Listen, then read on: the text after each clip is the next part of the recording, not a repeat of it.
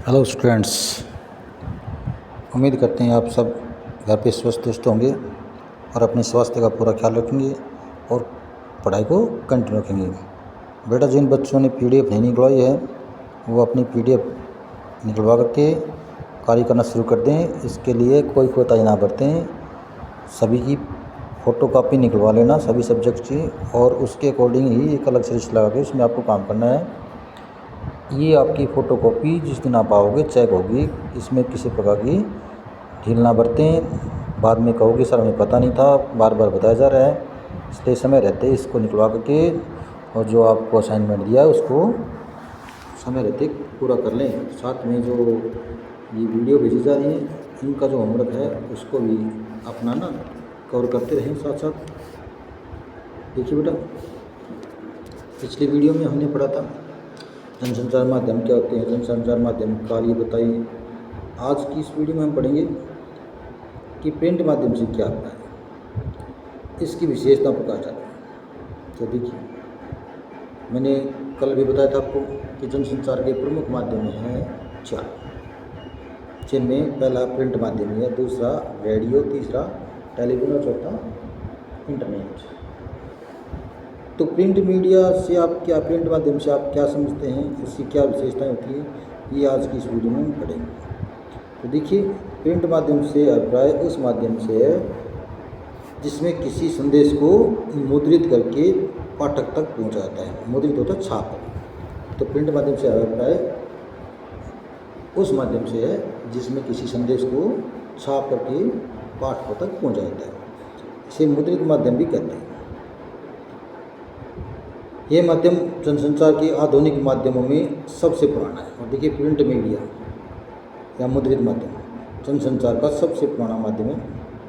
असल में आधुनिक युग की शुरुआत ही मुद्रण यानी छपाई के आविष्कार के से हुई थी। और यदि सही मायने माना जाए तो आधुनिक युग की शुरुआत की, मॉडर्न युग, आधुनिक युग कब शुरू हुआ, जब से छपाई शुरू हुई तब से मानी जा सकती है।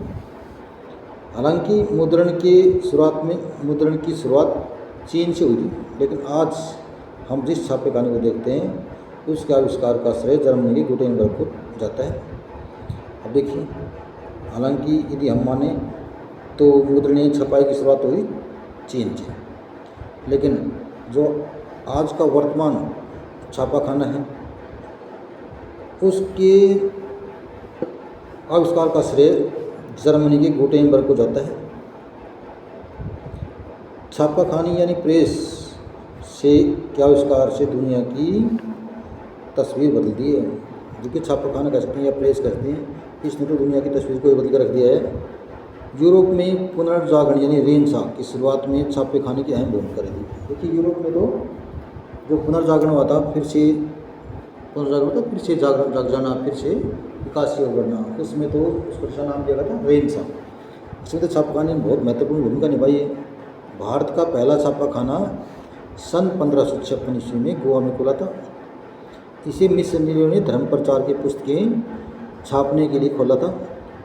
तब से अब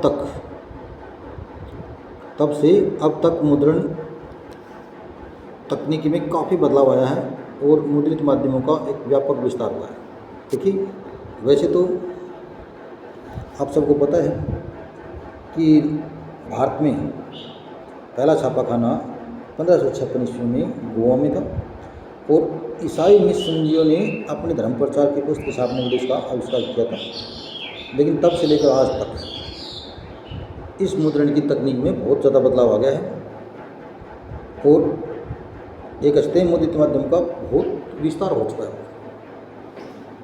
मुद्रित माध्यमों के तहत क्या क्या आते हैं, अखबार आते हैं, पत्रिकाएं आती हैं, पुस्तकें आती हैं।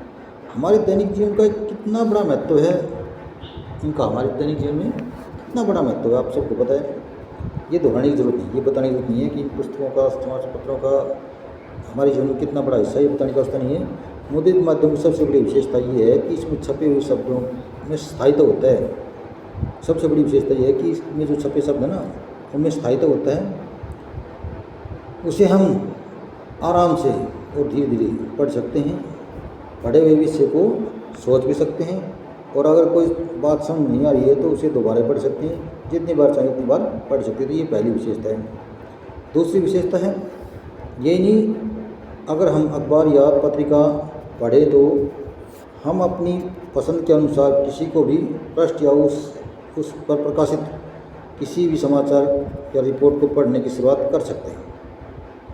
ऐसी कोई बाध्यता नहीं है कि हम अखबार पहले पृष्ठ पहली खबर से ही से पढ़ना शुरू करें। साथ ही मुद्रित माध्यमों के स्थायित्व का एक लाभ ये भी है कि हमें लंबे वक्त तक इसको सुरक्षित रख सकते हैं। ये उसे संदर्भ की तरह इस्तेमाल कर सकते हैं। तो देखिए दूसरी विशेषता ये है कि इसको जब चाहे जैसे चाहे जहाँ से चाहे पढ़ सकते हैं। इसके लिए जरूरी नहीं है कि हम स्टार्टिंग से पढ़ें। तीसरी विशेषता है मुद्रित माध्यमों की ये निश्चित भाषा, इससे जो लिख होती है ना भाषा, निश्चित भाषा का या लिखित भाषा का उसका विस्तार होता है। जाहिर है कि इसमें लिखित भाषा की सभी विशेषताएं शामिल हैं। लिखित और मौखिक भाषा में सबसे बड़ा अंतर यह है कि लिखित भाषा अनुशासन की मांग करती है। बोलने के समय हम स्वतः स्फुटता होती है, लेकिन लिखने में हमें ये व्याकरण के अनुशासन की मांग करती है। बोलने में वर्तनी शब्दों का उपयुक्त इस्तेमाल ध्यान रखना पड़ता है। यही नहीं, अगर हम लिखते हुए भी प्रकाशित करना हो यानी काफ़ी लोगों तक पहुंचाना हो तो प्रचलित भाषा में लिखना पड़ता है ताकि उसे अधिक से अधिक लोग पढ़ सकें। तो देखिए इससे लिखित भाषा का विस्तार भी होता है। और लास्ट विशेषता है वो ये है कि ये चिंतन, विचार और विश्लेषण का माध्यम है। इस माध्यम से हम गंभीर और गूढ़ बातें लिख सकते हैं, क्योंकि पाठक के पास न सिर्फ से पढ़ने, समझने और सोचने का समय होता है बल्कि उसकी योग्यता भी होती है। असल में मुद्रित माध्यम का पाठक वही हो सकता है जो साक्षर हो, जिसने औपचारिक शिक्षा के जरिए एक विशेष स्तर की योग्यता भी हासिल की है। तो इस तरह से ये लास्ट विशेषता थी कि इससे चिंतन, विचार और विश्लेषण का माध्यम भी है।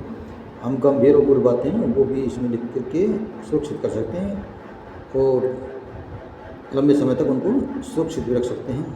तो देखिए ये थी मुद्रित माध्यम या प्रिंट माध्यम क्या होता है, उसकी क्या क्या विशेषताएं होती हैं, तो वो हमने आज की इस वीडियो में पढ़ी। अगर अभी भी आपको कोई डाउट्स हैं तो आप पूछ सकते हो। कल की वीडियो में आप हमें कमेंट्स करके बता सकते हो। आशा करते हैं आपको समझ में आएगा। Thanks, have a nice day.